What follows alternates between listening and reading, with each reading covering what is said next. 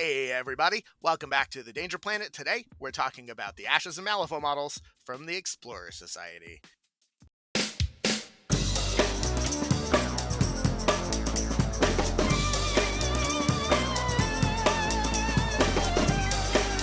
Alright guys, so today I am joined by two very special Explorers players. Doug, who you may know from all of the other videos. Hello. And then for, I think the first time, or no, have you been on before, Nathan? No, this is the first time. Oh my gosh, for his debut appearance on the channel, Nathan Linder. Would you want us to say Nathan Linder, or actually would you prefer that I not say Nathan Linder? A great Nathan Linder. No, my last name's fine. Okay, so you may have met Nathan or lost to Nathan at tournaments Lost before. to Nathan at a tournament before. Yeah. Nathan is one of the people who I really respect the opinion of, and I've seen it do very well at a bunch of tournaments that I've been to. I think hands down, Nathan is probably one of the better Malifaux players in the United States. Yeah, just straight up. If you've been, and Nathan, you play on Vassal all the time too, yeah? Yeah. So if you played on Vassal, what's your Vassal handle is? Just Nathan01. Nathan01, right? Okay, fantastic. So Nathan, welcome to the channel officially. I'm so excited we could get you on. Well, I'm sure that we will do some Explorers tier lists at some point in the future, where we will ask you to come on as a guest if you have time, and will bear us. It will be in a frantic DM 3 minutes before we need your help, and it'll just say, Nathan, we need your help. Yeah, That's how we'll reach out to you. Yeah, we'll put up the Nathan signal just vaguely over the eastern seaboard and hope for the best.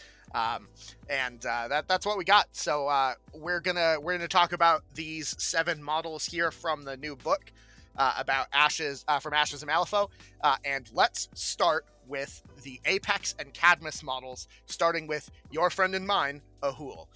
So Ahool is a 7-stone enforcer who's defense 6, which is awesome. Willpower 4, which is not, and he's move 6. He has hard to kill, haunting partner, which lets you ignore friendly fire on gun actions from friendly models if he's within 1 of them, and also it stops them from taking a disengage unless they pitch a card. He has predatory instinct, the Cooper ability to get plus and to take a neg flip on either hit or damage to get a plus flip on the other, and then pack sickness, which is once per activation after this model is placed. Enemy models within Pulse 2 have to take a TN12 move duel, or they will gain this model's choice of a Parasite or Apex adversary, which is really neat. And he's 7 health, so reasonably costed for health. Hard to kill, 6 defense is nice. I like both of those things. On the backside, we have a 2/3/5 melee that's stat 6, which is pretty ballin' with 3 pretty good triggers. Drink Blood, which is built in. And then for Crow, we have Hold Down, which lets Cooper take a shot. I mean, it does other things too, but that's probably what you'll be using it for. And then we have a Mass Trigger for Pouncing Strike, where you place in base contact with another model within 5 in line of sight, and then punch them again, which is great. Terrorize is his other attack, which is an enemy-only push its move directly away from Ahool here, with a trigger for Blank Stare for slowing and discarding, which is really, really strong. And then he has a bonus action that's kind of not a bonus action. It basically just gives him flying. Yeah, I don't know. Nathan, what do you think about Ahool? So, because I mostly play Cadmus over Apex, I'm going to start with them. For Cadmus, I think it's a good, buddy for the Night Soul Creeper to be a decently tanky frontline model that can actually avoid some hits thanks to not having a defense of 4, the Berserker Husks. Yep.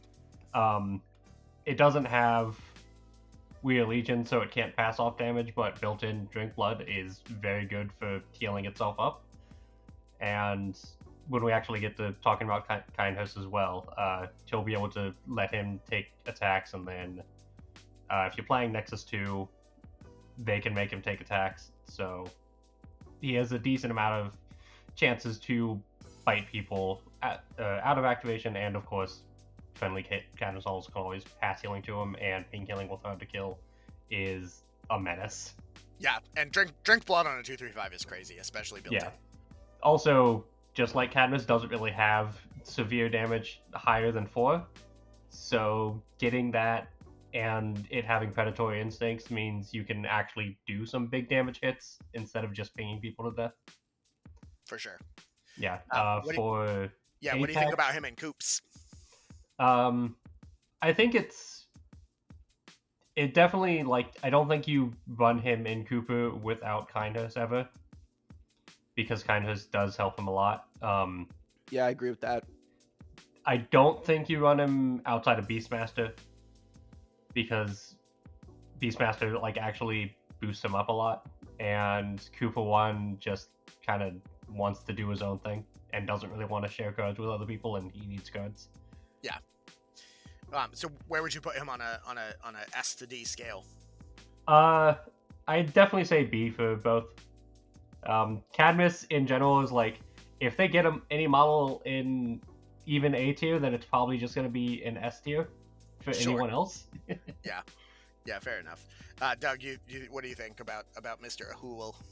I think Nathan's right on all of his takes. The one thing I would add is that I agree with what he's saying is Coop Dog 1 is card hungry, right? Because he is. But the hold down trigger on the Terra part is pretty spicy to get a free Cooper shot off if you can kind of do the whole activate Kainhearse, get a hold of place, take the hit, punch them, generate an attack type thing. I like that play loop a lot, but it might be too cute. So my gut, and I'm coming from this from the perspective of much more of a Cooper player. I really only ever played Nexus 2. I never played Nexus 1, so I don't really have, like, and I played the kids when they were just stupidly busted pre-nerf. Yeah, I remember that. Yeah, yeah. So my perspective on this there's a reason I put up all the Explorer cards last, Doug, and it's half this and half Max. Is it because of it's fine. It's fine. Is it because of the year that I spent playing Max 2 and Nexus Kids 2 unnerfed? Yeah, it is. Yeah. It is that. Yeah, you and Sam both. It was great. It was a great time at the Danger Planet. It's a great time at the Danger Planet. Some spider-induced PTSD. Yeah, that's my one call out is the, and I'm sure you'll talk about it, Nathan, as well when you get to Kainhearse, but the play loop that he enables, basically, and then whether or not that free shot from Coop Dog 1 is good enough. But I'm inclined to say you probably want to run him with Cooper 2, ideally. But I just love Cooper 1. Like, that gun's great. I completely agree with both of these takes. I think the only thing I have to add is I'm kind of sad that his bonus action is just he gains flying temporarily. I wish that he just had flying, and even a half relevant bonus action I think would boost this guy up quite a bit. But you know, 7 stone, 7 health, hard to kill henchmen with defense 6. Enforcers with defense 6. I can't be too mad about. But then he gets better. We'll talk about Kainhearse, and it's like they're like a unit, right? So yeah, exactly. Yeah. So let's talk about this character ripped straight out of Bloodborne with a name straight from Bloodborne, which is Kainhearse. Oh, sorry, Hearse. My bad. This here Broseph Kainhearse is a 7 stone enforcer with 7 health. He's got 5s across the board, which is not ideal, but you know, we'll make work. He's got evasive. He's got predatory instinct. He has Scent of Blood, which is after this model damages a enemy model, one friendly beast can pitch a card to take a melee action targeting that model, like for instance Ahool, who then will heal off of his drink blood, which is pretty wild. That being said, any damage flip generated by that action suffers a negative flip, but like, you know, predatory instinct, it's fine. And then we have We Are Legion, so he can pass off healing and damage. Which is the Cadmus ability. On the backside, he's got a stat 5 melee attack, which is not great. It's a 2/3/4. It's got some okay triggers. So for a mask, he can push the target 3 towards a pit trap. And for a tome, he can make the target have to take a TN13 willpower duel defense duel or gain a parasite. But I think where he shines more is his other attack. He's got a 12-inch stat 6 gun that does 2/4/5 against defense with a built-in crow for paired hunter. So a friendly Ahool that's in aura 6 of the target gets to place within base contact of the target. You'll remember that when they place, he pulls out a TN12 move duel, and then gets to do stuff if you damage him and pitch a card. And then he also has Ensnared, so you can choose a terrain marker in the line between Kainhearse and the hit model, and you get to push the marker towards them, which if it's a pit trap is going to do hazardous damage and be mean. He also has a bonus action to make pit traps, which is pretty good, or if you're playing him in a Nexus, you can instead drop a web marker, which is very potentially useful for being able to pop around with spider ladies or spider gentlemen. And then lastly, he has Lost in the Hunt, which is also a Bloodborne illusion, which lets him choose an other non-leader Apex model that's friendly to him, and give them the beast characteristic, which obviously is insane in beast buffing crews like Cooper 2. We did it. Kainhearse, what do you think, Nathan? This boyo? He is so a yeah, Bloodborne character. We've done it. Yeah. So yeah, defensively he's pretty average, but he's also more of a backline guy, and it's again Cadmus, so Yep. best you can hope for without being broken. Yeah, he's very much paying the tax of can yeet off damage. Yeah. So his stats can't be insane, or it would be a problem. Yeah. Evasive is nice to have in Cadmus, although only one guy ignoring that stuff when the rest of your crew is just dying to it doesn't help all that much. Yeah, fair enough. But for his actions, the sword itself, obviously only really ever going to be using that if you need to. Having Hush as a trigger on it is very nice when you have the tome for it, or like if you have Archivist give him the tome for whatever reason, because it's a defense 13 duel after it. The gun itself, another severe 5, but this time you can do it from 12 inches away, and then there's suddenly an Ahool in their face if he's close enough. Very good. Yeah. And you can set up the combo of shoot, place a hold next to him, they make a duel for Parasite Token or Adversary, discard a card for Set of Blood, Ahool attacks them, maybe gets the Crow trigger, lets Kainhearse shoot again, and then just keep it going. Yeah, it's quite the loop. And I think if you're hiring these guys together, I think that it makes them both better for sure.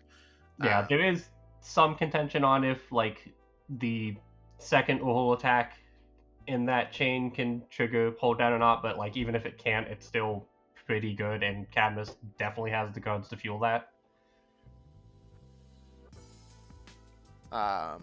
What's the contention? If he damages, you just pitch a card. That's not restricted. You can do as many times as you want. It's the wording on action generated by triggers is any subsequently generated actions, and that is very vague. Interesting. So yeah.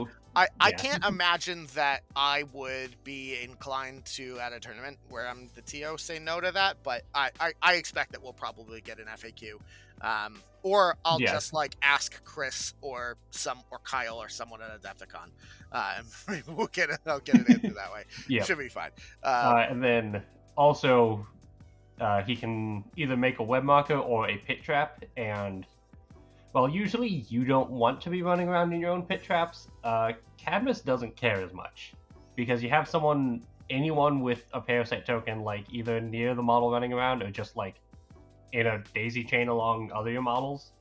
You can run an eyes and ears through. Who cares if they get injured? They're already stat 3 defense and willpower. They just pass along the damage. Yeah.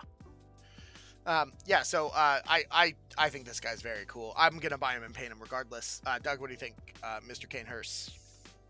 I'm really excited about this guy. I mean, I find myself probably wanting to bring both of these models as like a duo, so that I can really understand their play patterns, understand what to look for in their play patterns.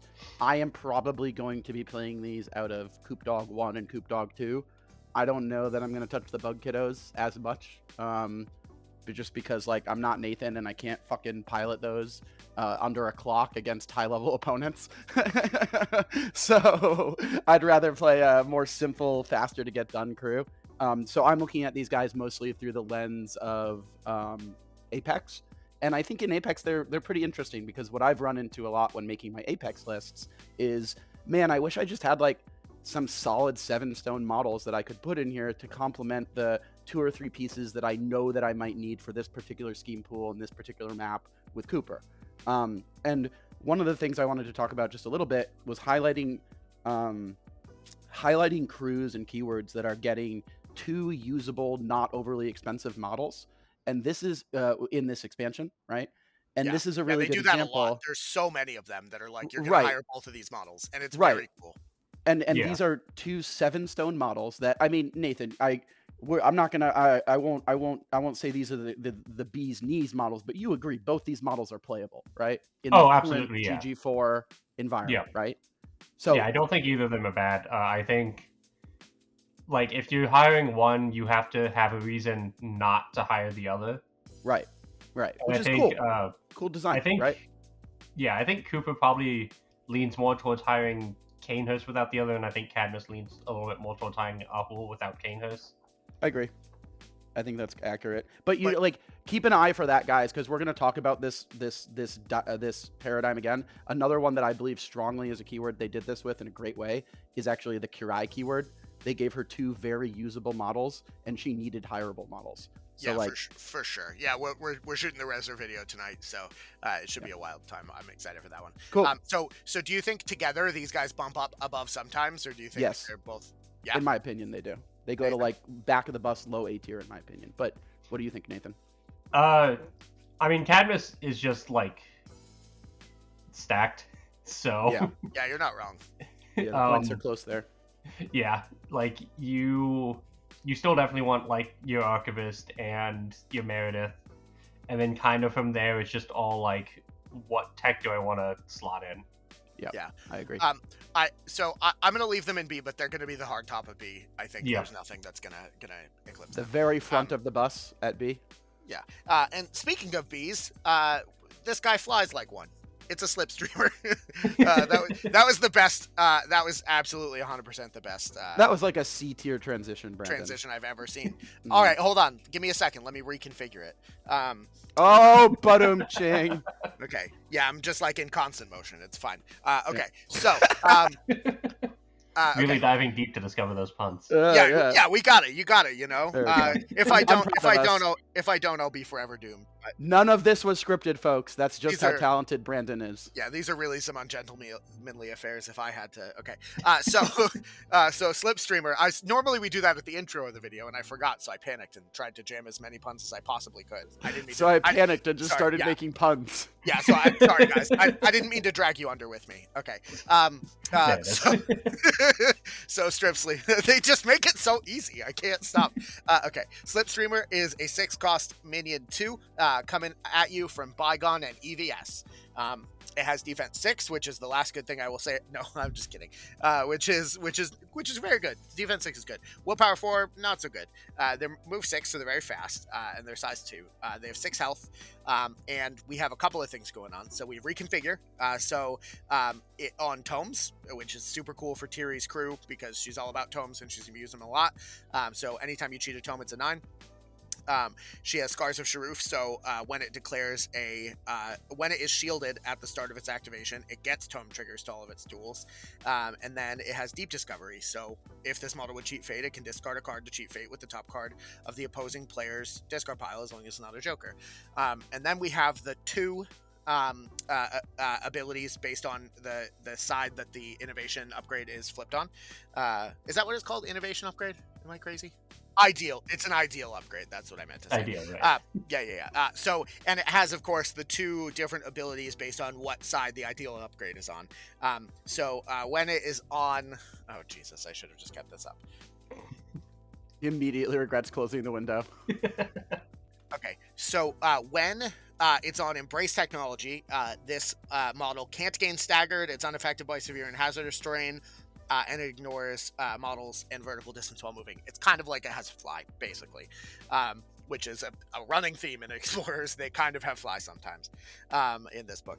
And then we have, when it's on the Follow Tradition side, instead, during the start phase, or when the upgrade becomes on the Follow Tradition side, this model gains a shielded, which if it, obviously it's going to probably trigger its Scars of Sharuf ability, but we'll see.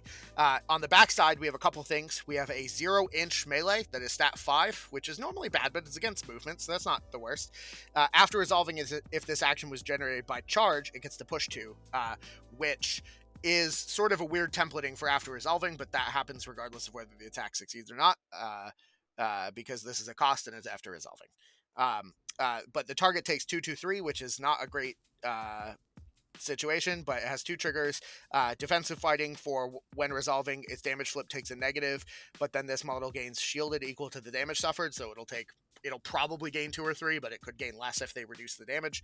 And then a tome trigger for push the target 2 inches away from this model for every tome in this action's duel, which could be up to 2, I think, maybe 3, because you cheat 1, you get 1. No, I guess 2, right? Because you cheat 1 and get 1. Yeah. And then we have a willpower attack called Drag Under, which is stat 5. It just staggers them. And there's a tome trigger to remove a scheme marker within 1 of the target. Their bonus action, Drag the Line, is a 4-inch ability. You need a 6 of tomes for it to go off. So if you have shielded, you're good, but otherwise you'll have to cheat a tome in. And you target a scheme marker or another friendly model that shares a keyword with this model. Push into base contact with the target, then push the target up to 4 inches, and there's a trigger to give both this model and the shielded and the target shielded as long as the other model is a slipstreamer. So this guy has a lot of words on it. Nathan, tell me, what are your thoughts? I think it's a model that's designed for 2 keywords that don't strictly need what it does, but it can give it like a backup option. Like the biggest use case I see for them for EVS is basically you're playing Maxine and you're against Outcast or Guild and are worried about one of the models that can attack varied models. So these guys make a good substitute for Beam and Calypso. And then they have some other decent synergies as well, like with Max 2, these guys can give out staggered before Max goes in and starts beating someone up, which is always good. Yeah, it's kind of weak though. Yeah. For Bygone, I think they're just like, if you've decided after you've declared Bygone that you're going to want to be more spread out to scheming instead of or fighting give your more. opponent an advantage, you know, you hire 2 of these. Yeah. Yeah. It is. I think my biggest complaint about them in Bygone specifically is that their thing for being more mobile is on the opposite side of the totems thing for being more mobile. Yup. Preach. Oh my God, preach. You need it on the little curly boy, and you need your curly boy to be a 7-inch mover. So that should be matched to the things that are supposed to be fast moving. Why would you make that juxtapositioned against one another in an annoying way? That doesn't make any sense to me. Sorry, I'm salty about it, obviously. Yeah. So I think that we're probably putting this guy in don't hire. It's not that. Okay. I have one other use case that I thought of when I was like looking at this, and I was like trying to see ways that I can use him because I love playing Max. She's one of my favorite masters. I played her for almost a full year. I was really looking forward to Slipstreamers when I saw the art and stuff, and was like, man, I hope this card kicks ass. So what if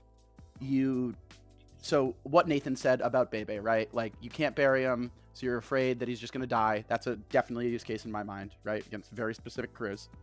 And then the other one is you take it in Max and you just keep it on all terrain the entire time, and you put it in when there's a board that's like filled with shitloads of severe, or you're playing against like Titania or something. Sure. Yeah, that can definitely help. Like as Max. It's not, again, that kind of went over like a wet fart, and it should have, because that's like about the strongest I can think of. I don't think this model's very good. Yeah. I will also say another thing about them with Bygone. People probably look at the reconfigure and think that it's pulling away tomes from the rest of Bygone, but because it also has deep discovery, you can just use your opponent's tomes after they use them. Yep. And being able to do like, oh, this loco that I don't have any other use for, this now counts as a tome for me. So I get my trigger. If it's tier 1 and you're near, you get your card draw that you probably wouldn't have otherwise gotten with that card. So it's not competing as much as it seems like at first. And I've also found, I've been jamming, I've been jamming a lot of tier 1, which Brandon just painted for me. Yeah, if you ever want some dope commissions, look up Mr. Brandon, because he does a good job. I just got my Tiri crew back like 5 days ago, but I've been playing with it on Vassal before. And I found that a lot of my triggers actually just come from being careful about how I distribute my shielded condition at the start phase, and making sure that the ones that I want the conditions on, I'm drawing those off of like the guaranteed tome triggers that I'm garnering from Scars of Sharuf anyway. So I feel like I agree with you 100%. Like, don't be so scared about cheating that. Like, that was like the last thing on my mind when I was looking at this card, unfortunately, in terms of hoping some things were stronger. Yeah, it's basically. not ideal. It kind of makes me sad, but it's not completely unhireable, but it just does stuff in the crews that these crews aren't looking for. So Yeah. let's hop Sweet over. model though. It's like Yeah. super dope model. Very cool models. Yeah, I can't wait to see them in person. I hope that the sale is massive. I want each of these models to be individually as large as the First Light. We've done it. Okay, Cayce Jones. If you haven't seen the First Light, it's insane. Oh yeah. It's too big. It's quite frankly, it's too big. So Cayce Jones is the Seeker and Syndicate model, which is wild. I know, Anya getting models in her own faction. That's nuts. I didn't think that happened. That's illegal. That's illegal. So we have Cayce Jones, who is a 9-stone enforcer. He is a construct. He's got defense 5, willpower 6, which is really good. Moves 5. He's got armor 1. So he has Price of Progress, which lets him take a damage to add suits, which is super, super good. He has a Chronicle ability, which is once per activation after another model within Aura 6 heals, which is, of course, the Edza thing. You push a scheme marker within Aura 6, 2 inches towards the healed model.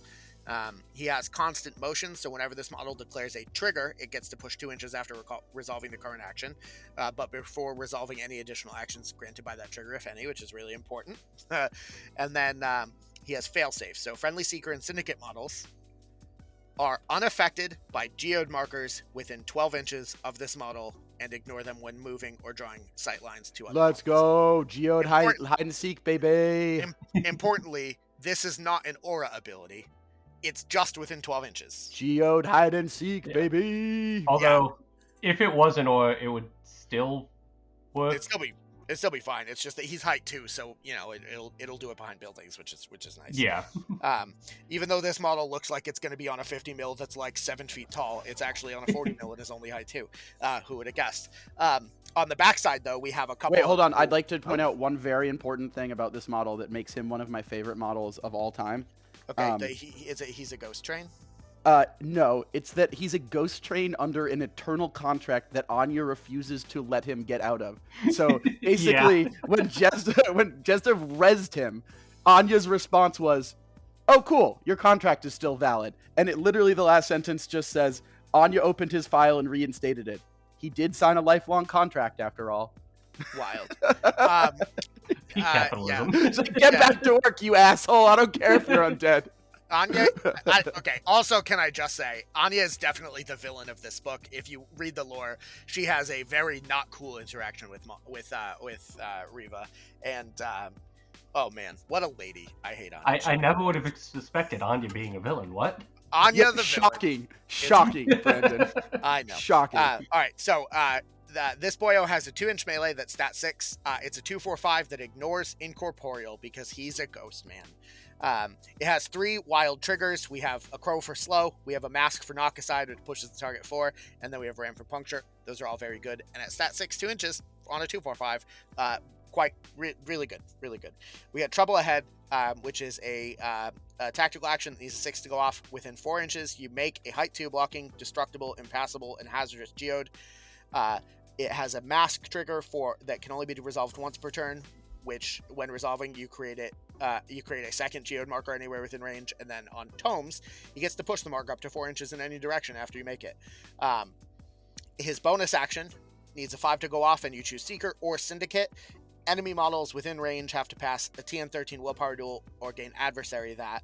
And then on a tome, he gets to heal friendly Syndicate models within 4 of him for 1, and on a ram he can make a melee action, but remember, before he does that he gets to push 2 because of constant motion, which is cool.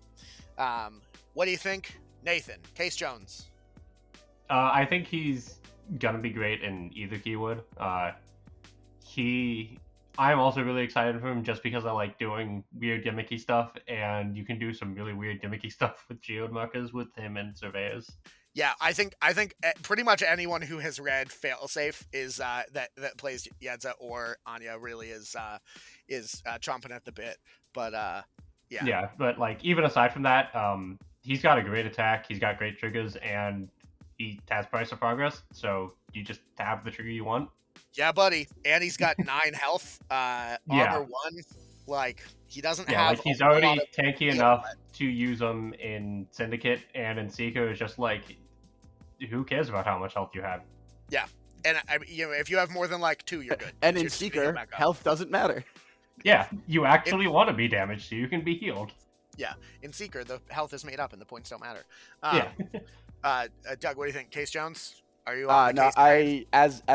as normally, I agree with Nathan's takes here. I'm really excited to play Cayce Jones. I probably won't get him on the table as much as I want, maybe till the end of this year, because I'm on an outcast kick right now. But the second that I'm back on ES, I'm definitely going to try him in my Jezda Cruise. For sure.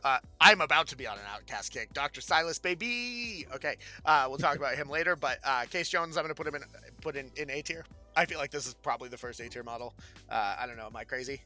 I don't know that he's auto hire because like Syndicate got a lot of good stuff this book, and that gives them different build paths. And Seeker has that same Cadmus problem where you just have a lot of good models to choose from. And Yeah, but if you take take it with a grain of salt, right? Not auto hire, but like strong model fair. you're generally looking to hire, right? Only Hire is a because- little tongue in cheek in terms of like actual application. But if you agree, Nathan, if you agree that this is a strong model that generally you're looking to bring, then most of the time it's in the A tier most of the time. Okay. We're gonna slot him at the bottom of auto hire. Only because I put Kainhearse and Ahool. I swore that they would be the top of B, but I think this guy's probably a little bit more. But we got a couple models left to talk about, so let's jump in to the DUA/Umbra, and Wastrel combinations. So we have the first model, Alleyway Echo, who is a 9-stone enforcer with 9 health. He's 5s for defense and willpower, 6 move, and he's size 2. He has Born of Shadow, which makes the area within 1 of him count as concealing terrain, so he is always concealed, which is good. He has Combat Finesse, so if you're melee attacking him, you can't cheat the duel, which is really good. If he kills a model with a melee, he heals 2, which is fine. And then he has Terror of Widdershin's Lane. After this model gains a fast condition, it may immediately end that condition to place anywhere within 6 inches of its location. He's gonna fast himself and then teleport. Other people are gonna fast him and then he's gonna teleport. We'll get more to that in a second. His melee is Lash Out. It's a stat 6 against defense, 1 inch. It does 3/3/4 because he's trying to beat Carver, I guess.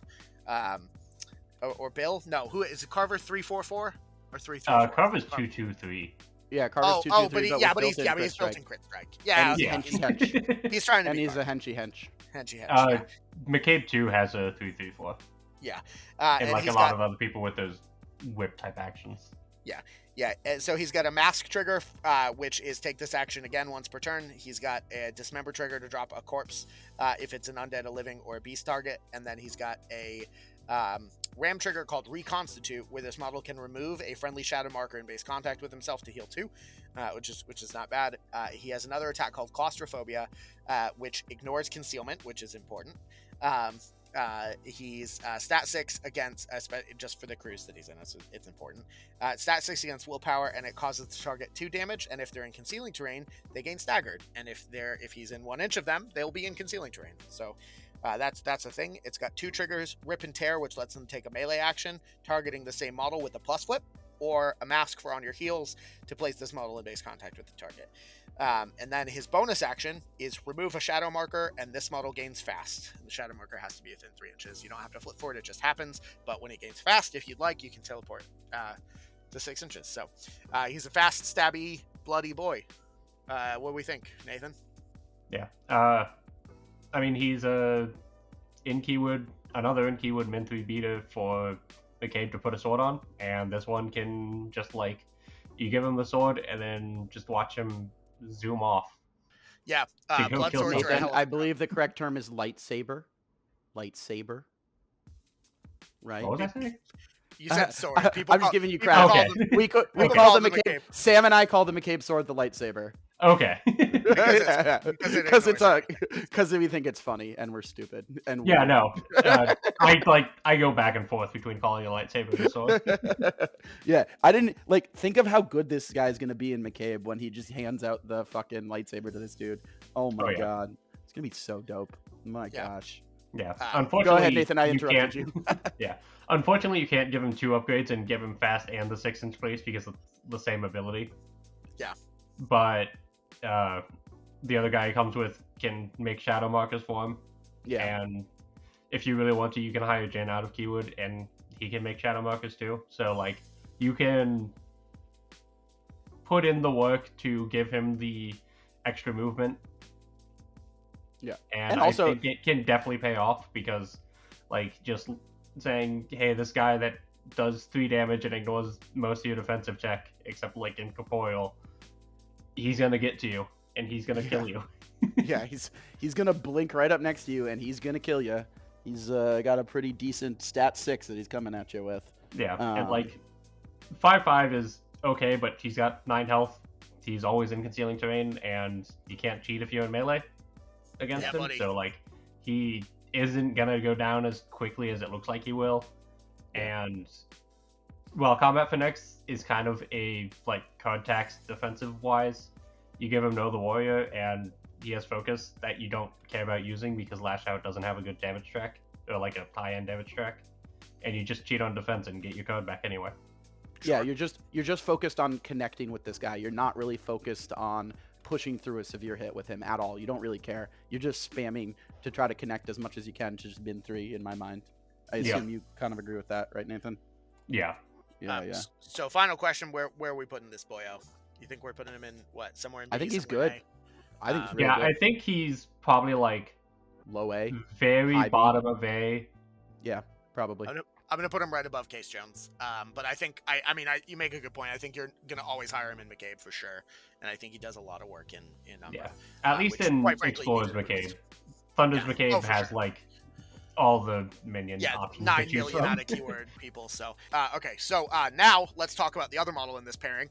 Although instead of being Umbra, it's DUA. Still Wastrel. This is Host Ducat. Easily the I like saying flyest. Ducat. He's got the flyest wardrobe of any model in Ashes of Malifaux. This guy absolutely kills it. Definitely check out that like his story in the book, but like basically he is a through the breach DM gave one player all of the artifacts and it went to his head, and now he's a Malifaux model. That's what happened. So he's a 7-stone enforcer with 7 health. He's got 5s across the board, movement, willpower, defense, and he is a bunch of abilities. So he is Forever Doomed, which means that he treats which is the ability from the Hanged, where he treats black jokers as red jokers, and enemy models treat red jokers as black jokers, which is really, really strong, very rarely, but sometimes it completely destroys people. He's incorporeal, which is weird because no, he isn't, but it's fine. And he has looted supplies. So at the start of this model's activation, if he's within or one of a scrapper corpse, it gets to draw a card. It doesn't even remove the marker, which is pretty cool. And lastly, he has ungentlemanly affairs. So unlike Mr. Alleyway Echo, he treats negs from concealment and distracted and friendly fires plus flips. We have a Fang-edged umbrella, which is an artifact from Through the Breach, that is stat 5 against defense, 1 inch, and this model may have any one model within pulse 1 of the target gain distracted. So it can't be the target, but it can be other ones, and it can be him because it's a 1 inch, which is wild. And then it'll get plus flips. And it's a 2/3/4 damage track with 3 triggers, a mask for pop in, so place this model anywhere within 3, ram for siphon life, +1 damage and they heal 1, and a tome for useless trinket, which is once per activation an enemy only, where you drop a scrap marker, within 2 inches of the target. He's got a Derringer, which is a 2/3/4 damage track with 8-inch range that's stat 5 against defense with a tome for draw out secrets. And then he's got 2 tactical actions. Healing energy, which is really good healing. It's 1, 2, 3 at range 8. It needs a 6 to go off, and he has a built-in trigger to drop a shadow marker, which is super, super good for Umbra and DUA. And then he also has a mask for Crazed, where he gains a distracted. And then he has one of the best bonus actions in the game, Dark Bargain. Take a damage, interact. Needs a 5, 6-inch range, friendly only. So it does things, that's for sure. What a boyo. Nathan, tell me. Yeah. Definitely a really good model overall. Like, Forever Doomed is just really clutch defensive tech when it works. Yeah, and and I mean, people hold on to their black jokers, right? So yeah, when you hold on to your black jokers, it instead becomes, amazing, right? yeah. Although this gives a reason to actually use the black joker instead of just holding it on the entire time, but like, it's still good. You can still just hold on to it and just bring it out at some point. Yeah, for sure, absolutely. Yeah, unfortunately, it doesn't work on damage flips against him, so that'll still happen sometimes. But Yeah, I've been on the other. I played against Hanged enough to have flipped my black joker, red joker enough into them on attacking to not like the ability. So having access to it. Yeah, for sure. And then he can drop scheme markers at range, withdraw secrets. Really good in GG4. He's got Dark Bergen, really good in GG4, and just good in general. He's a good out of keyword healer for models who doesn't have the Lamplighter problem of the heal being on a negative flip, a double negative flip. Yeah. Doug, what do you think? Host Ducat? This guy's an absolute unit. I love this model. He is, in really, fact, really good. As the kids would say, a Chad. Dude, he's awesome. Like, all the things that are on this card are good. Like, well, Derringer is probably the worst thing he has on his card, but even that has a draw out secrets trigger on it. Yeah, so it makes it good. It makes it good. And like, he has ungentlemanly affairs, so he's not really trying to hurt you with the Derringer. He's just trying to connect, and being an ungentlemanly affairs based gentleman makes that a lot easier. Like, a lot easier. Yeah. And like, this guy kicks ass. Like, I've taken trivial enough to shoot through concealment. Yeah, I've taken enough shots with operatives where you're just like, I'm just gonna take this shot. I have Duke positive. Let's see what happens. Oh, that's a 13 in one of those cards. Sweet. I guess I just snuck into a 13 for no effort. Sick. Yeah. Like, sounds good to me. Yeah, when you just flip enough cards, good things happen. Yeah. I will always remember one time.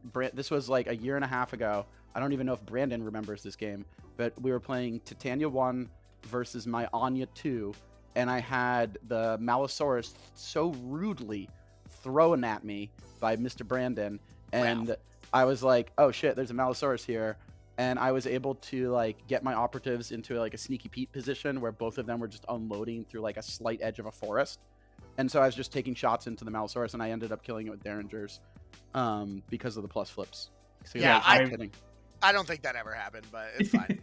Yeah, I've had a operative single activation a full health Teddy before, so yeah, they can be spicy. Sometimes it just happens, and like with those in Forever Doom with those two cats, it's gonna happen more, and you're never gonna get those. Oh, I flipped so many cards. There's a black joker and it's dead. It's like, nope, it's better now.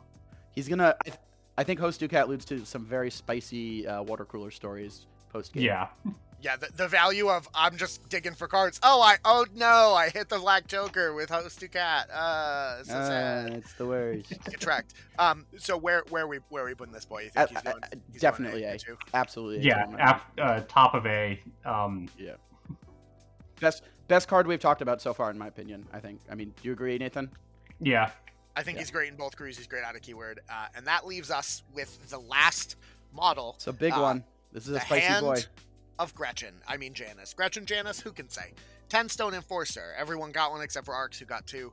But this boyo is a 10 stone enforcer. He has 9 health. He is defense 4, which is awful, but he has armor 2.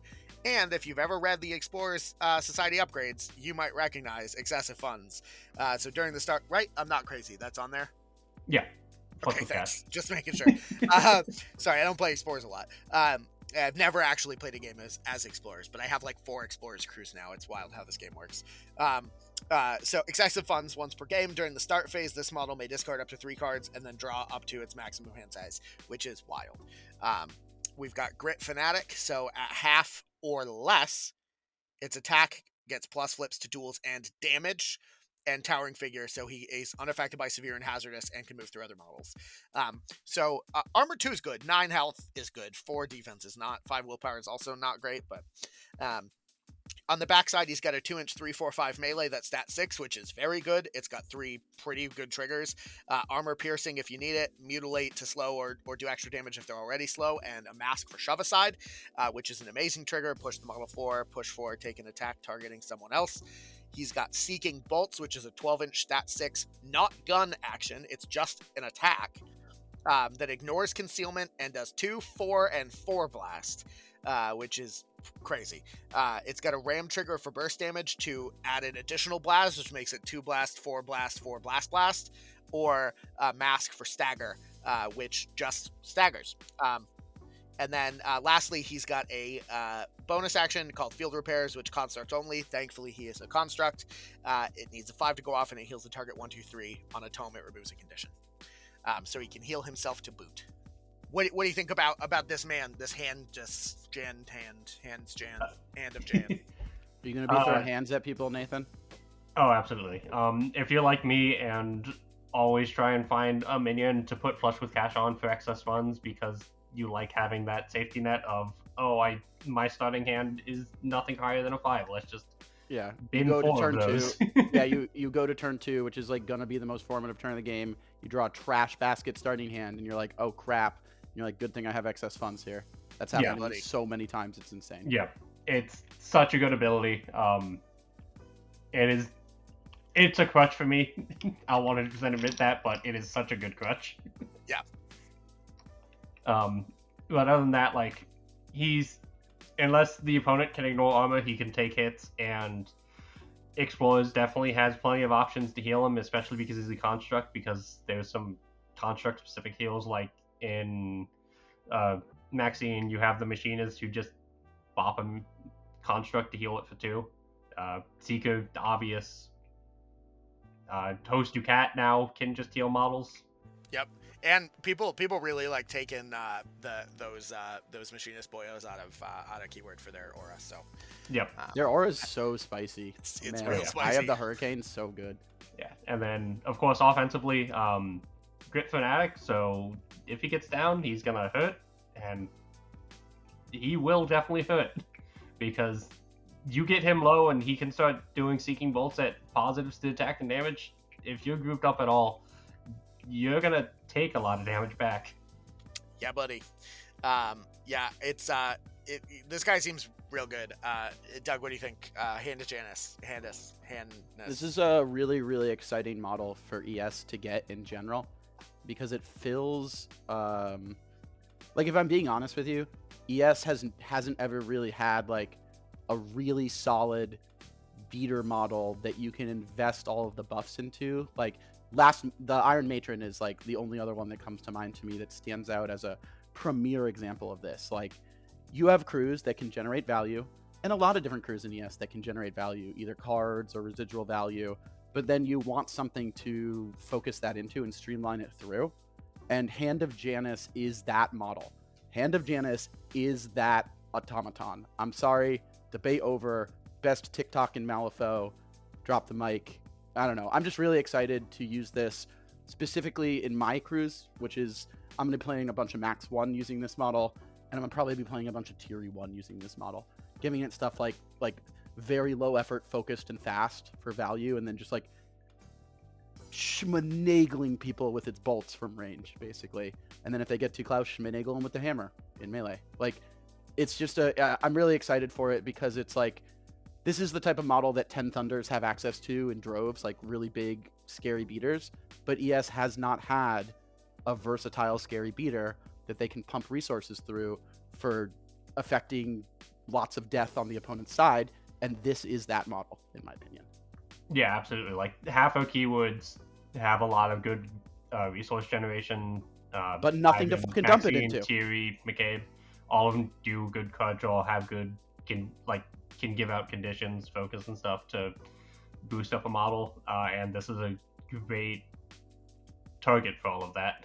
Yeah, exactly. Yeah, that's my, and I'm being a little hyperbolic, right? Like, don't come at me, the internet. Obviously, I understand that models in ES that are good exist outside of this, but I'm trying to exaggerate the point in that, like, this is a great outlet for resources from ES crews. Yeah. And I think this really just sort of highlights some of the late stage Malifaux design. Like, this guy is really good. He's definitely playable. He's a great model. He's not over the top. You know, they kept him at defense 4. They kept him out of being a henchman, so he's not busted beyond repair, and they're going to need to nerf him down. I think he's designed very well, and I really like that they're adding models. And it fills an important role in the faction that it's contributing to, in my opinion. Yeah, like literally the only downsides really are like defense 4 is not great, and you can't really slap flush with cash on him because he already has excess funds, and that's kind of sad. Well, excess funds is the minion only thing, so it's fine. Yeah. Oh, is it? Oh, that's hilarious. Yeah. Oh man, Yeah. so you can. That's what Why Nathan and I not? were so hype about this. Yeah. Flush it's- with cash. We did Yeah. it. All right. Where are we putting this boyo to close out? He's got to be an A tier. Like, I get that you're not always taking him, but the nature of what he does, in my opinion, is strong enough that you should consider him A tier, right? He's a 10-stone, or it is, sorry, a 10-stone minion, but, and you're obviously not always taking it, but I think this is a strong and important model for Explorer Society. Yeah, like, he definitely is always an option to consider. Yeah. You don't always take him because 10 soulstones is a shitload, and you need crews that can support him, but if you have those types of crews. I'll put him in A right below Alleyway Echo and Host Ducat. Actually, I think probably above Alleyway Echo. Probably. Yeah, the most unfortunate thing about him is that, like, I saw someone comment that he's designed to be killed by Mad Dog. That's hilarious. If that's 9 health. That's hilarious. Yeah, pretty much. Man, love that design space. Maybe that means Mad Dog's a problem. It's fine. I will say, lore-wise, he is canonically as tall. He stands eye to eye with the Mallosaurus Rex. I didn't mention before, but he's on a 50 mil in height 4, so this model's probably going to be massive. Cannot wait. Thank you so much, Nathan, for coming on and talking Explorer Society with us. You're one of the better Explorer Society, so I knew as soon as we were going to do this that I wanted to reach out to you. And I'm so excited we got you on the channel finally. Yeah. Do you have to be here. Do you have anything going on that you want to pitch, either on the competitive Malifaux side, or just on the hobbying side, or on the nerd world side that's going on with you? Did you want to let the internet know about at large?